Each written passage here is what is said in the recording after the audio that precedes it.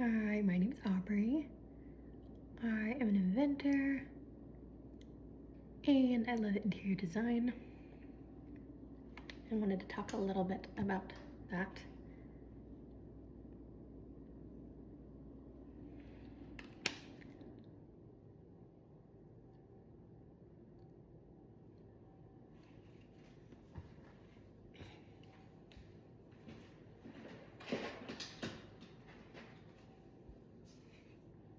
My husband fell asleep on the sofa over there, and I feel hair.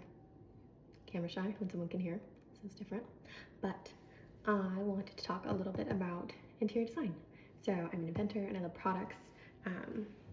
And I have recently, in the last like 3-4-ish years, found a love for interior design. And I think the world in which products live in is important. So I wanted to talk a little bit about interior design. So I have a couple questions here. The first one is, why do certain interiors feel calming? And I think interiors feel calm that resonate with your soul. So to me, I could go in the most zen, calming space that was very modernly zen, and I probably wouldn't feel calm because I like kind of like an older aesthetic. I would say traditional, but with like kind of a funky edge. Like I like wearing jeans, a white t-shirt or a floral t-shirt, and like a funky shoe, like the old Chloe Susanna boots. Loved those with jeans and a t-shirt. I still have mine.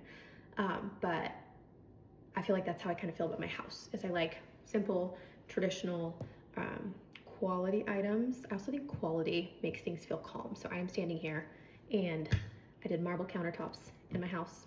And when I was doing my home, I didn't have the budget for Carrera, no, excuse me, I have Carrera, but I didn't have the budget for Calcutta marble, which was very popular at the time and had a little bit more of a warm veining in it, and it's beautiful. But Carrera marble was not necessarily trendy, but still marble, still beautiful, and it feels cool and cold to the touch. And to me, that is calming. Like I like feeling the good quality material. So I would say certain interiors feel calming when they stick with your soul.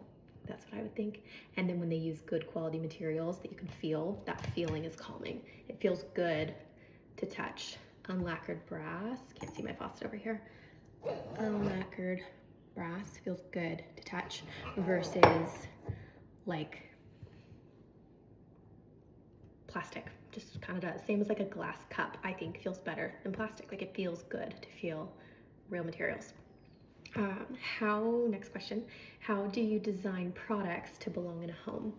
And what's interesting is, like, an example is I designed the metal garden hose, and there is an unlacquered brass version, and when designing that, I had homes in my brain that I had seen people share that I felt like this product would live well in that person's home. And crazy story, an example of that is when we designed the brass hose, I learned about unlacquered brass largely from Shea McGee and her sharing her home build. And then when I did my own home remodel, using a lot of the tips that she gave on her blog, like a lot of them, like that's her cabinet color. That was inspired, actually this was by Rachel Parcell, another Instagrammer, her big old, what's that called, a butcher blog. But this stain color was inspired by Shea McGee's Island. So a lot of those things were inspired by Shea McGee's home.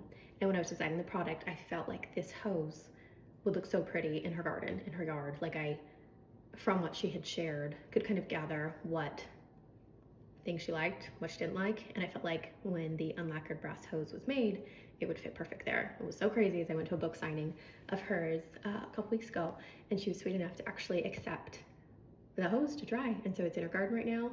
And I was happy that it made it to her garden.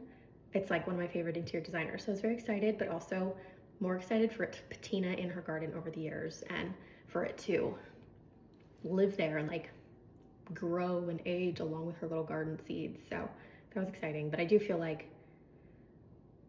how do you design products to belong in a home? You like think of the home they're gonna be in. So a lot of them too are in my own home, things that I would want to use. That is where that design kind of comes from. But how do you design products to belong in a home? You think about the home they're gonna go in, and then you think about if that person that lived in the home would want to use them. So, um, what designers most influence your product thinking? So, it's interesting. I feel like there's like traditional interior designers that I love. There's a few of them, and then there's also a couple, I don't know, like more like taste interior designers, not actually designers, but not necessarily, they're actually clothing designers, the other two I'm thinking of. But so as far as interior designers go, I mentioned Shea McGee. I love her mix of traditional with like a little bit of modern mixed in, so it doesn't feel like one note. Also like her most recent stuff best, personally. I would say the more bright, light, airy things don't resonate with me as much, even though they're beautiful. They're not what I would want. But recently I've seen her things coming out as much more moody, much more kind of like old English inspired. And that is what I like personally. So I have really enjoyed watching all that new stuff come out. Another favorite is Heidi Caillier, if I'm saying that right. But hers definitely leans moodier. I'm sure many of y'all have seen the floral sofa she did at Kendall Jenner's mountain home. I love good floral. I would love a floral sofa in theory. I feel like they went out of style, so they're likely to go out of style again, but I love it so much I don't know that I would care. I would love a big floral section right over there. But I love her work. Another one I love is Pearson Ward. One of my favorite houses ever was for Lily Aldridge. She had padded walls, which I loved. They're beautiful with these like beautiful glass sconces. And then her kitchen range, they actually matched this cute like floral tile, like a black and white floral tile that was on the backsplash. They actually did it on her whole range hood and it was beautiful. And I always thought that house looked like it was designed, but also like someone lives in it. Like it looked like a happy family home. Like the Nancy Meyers home everybody talks about, or like the Father of the Bride home. It looked like that, but also very beautifully designed. So that was a favorite. And then a couple, like some designers that I love that are more, they're not traditional interior designers. One is Paige Lorenz. I love her home, and like everyone keeps saying people are building worlds now, which I find interesting. But I love the home that she brings you into via her YouTube videos and things like that.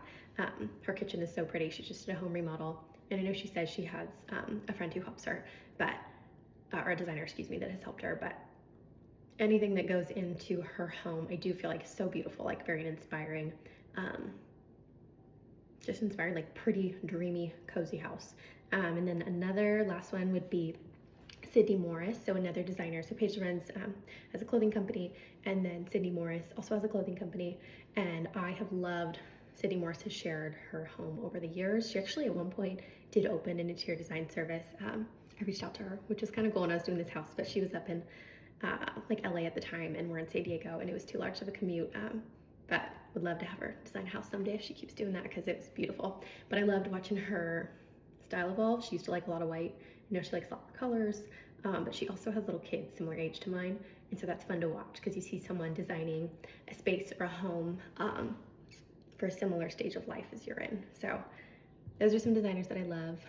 Two more questions. Why do some products visually interrupt a room?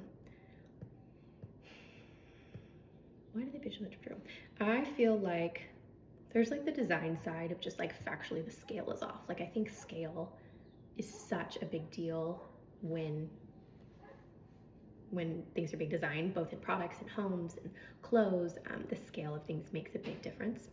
And I also think if they don't fit with the person who lives in the house, like I think that really is what comes down to it, because you can break those rules at times and they feel good to you, and then you go in your house and it just feels good because it feels like it's been filtered through your own personal taste, and that feels good. So I feel like if you bring in something that doesn't align with your own personal taste in your home, I think you can feel it. Like it doesn't, I don't know, it just doesn't flow as well. So I think that would be why products often visually interrupt a room. Oh, and also from like the beauty standpoint, I think when products are designed for a retail shelf and not for your home, this is like my own personal, what I want to do. But I feel like a lot of products these days are designed to lure you in like a fly to a light, as in a neon pink on a shelf in Sephora.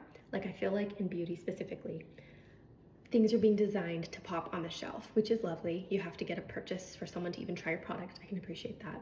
But I don't want that to live on my bathroom counter. So that's not what I want in my house. And I also don't want something just beige. Like I want something that feels good, that looks good. I want it to be designed to sit, like to sit here, not designed to catch my eyes. I'm walking through a store. So I also find that to be visually interrupting, as if it looks like it should be on a retail shelf, not in my home. And last question is, how does interior design shape the emotional feeling of a product? I mean, I think you're designing the product to live with the person in their home. So I believe interior design is such a, what do I describe? Like a door to good design. I feel like if you have a point of view in your home personally, excuse me, like as a brand founder, that point of view, what your home looks like, should in theory kind of translate to what your products look like. And I think certain people will align with that and certain people won't, which is totally fine. But somebody that does will fit in well. So like when I look at Paige Loren's share content, I feel like what she shares often, not all the time, but often resonates with what I like. So then I find it interesting to see what products she makes, and she makes a mix of clothing and home goods products, and they're good quality. So then when you get them at home, I have still liked 90% of them. Some of them haven't fit, or some of them I maybe didn't like the material, but most of them fit, and I enjoy them. And so then when I see her interiorly designed space, and I see the products that she's making in that space, I find them more interesting. So I feel like that she designed those products to live in her own home, and I like her home. So then that circle works.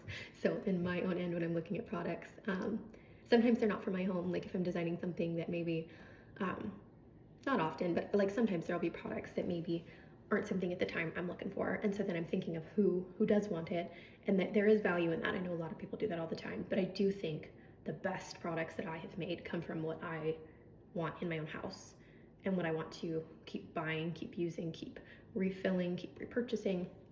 And I think that my own personal interior that I live in, designing products for that, and then finding people whom connect with a similar feeling there, that is like a sweet spot for an inventor. It's more fun in that spot. So those are all my questions for today. And I'm happy to be here.